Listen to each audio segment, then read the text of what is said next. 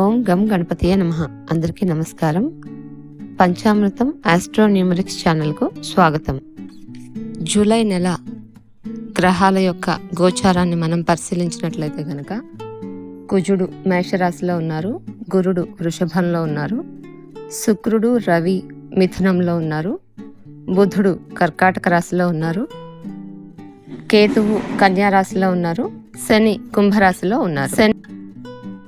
శని వక్రగతుడు అవుతున్నారు జూన్ 30న. తర్వాత రవిగ్రహము 16 జూలై రోజు కర్కాటక రాశిలోకి వెళ్తున్నారు మిథునం నుంచి. కుజుడు జూలై 12 తర్వాత వృషభ రాశిలోకి వెళ్తున్నారు. శుక్రుడు 7 జూలై రోజు కర్కాటక రాశిలోకి వెళ్తున్నారు. బుధుడు 19 జూలై రోజు సింహరాశిలోకి వెళుతున్నారు. సో ఈ గ్రహాల ట్రాన్సిట్, గ్రహ సంచారం అనేది ఈ జూలై నెలలో ఈ విధంగా ఉంది. కాబట్టి ఈ ట్రాన్సిట్ని బట్టి ఏ ఏ రాశుల వాళ్ళకి ఏ విధంగా ఉంటుంది ఈ నెలలో అనేటటువంటిది మనం ఇప్పుడు తెలుసుకుందాం. మీనరాశి వారి యొక్క జూలై మాస ఫలితాలు ఈ విధంగా ఉన్నాయి. ప్రజలు మీ సామర్థ్యాన్ని మెచ్చుకుంటారు మరియు దాని నుంచి కూడా ప్రేరణ పొందగలుగుతారు. మీరు పనిలో కొన్ని పెద్ద ప్రాజెక్ట్స్లో పాల్గొంటారు. మీరు మీ వ్యక్తిగత వ్యాపారాన్ని ప్రారంభించాలనుకుంటే ఈ నెల దానికి అనుకూలంగా ఉంది.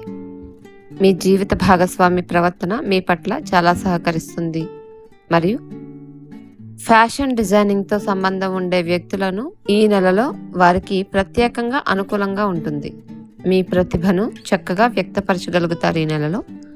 ఈ నెలలో 2వ వారం వ్యక్తిగత సంబంధాలు మరియు వ్యాపారాలకు అనుకూలంగా ఉంటుంది.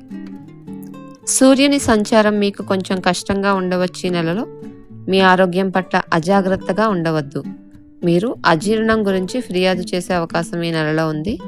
విద్యార్థులైతే చదువు విషయంలో చాలా అజాగ్రత్తగా ఉంటారు.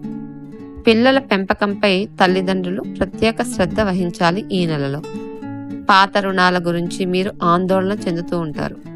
ప్రత్యర్థులు అసూయతో మీపై తప్పుడు ప్రచారాలు చేయడానికి ప్రయత్నాలు చేస్తారు. 3వ వారం ప్రారంభంలో మీ ఇంట్లో తగాదాలు ఉండే అవకాశాలు ఉన్నాయి. మీ జీవిత భాగస్వామి ఆలోచనలకు ప్రాధాన్యత ఇవ్వండి. ఇవి మీనరాశి వారి యొక్క జూలై మాస ఫలితాలు.